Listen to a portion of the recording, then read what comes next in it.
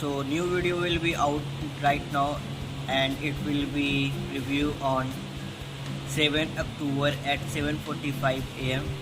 right here, and write down the channel name Noobs Gaming, and in this I will teach you how to make page loader with animation using HTML and CSS.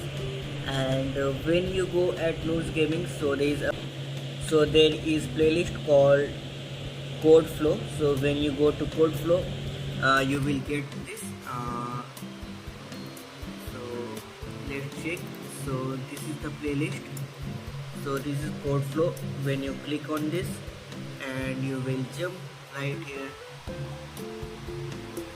If you like this video, make sure you like and subscribe and say as much as possible, because it will help us to grow.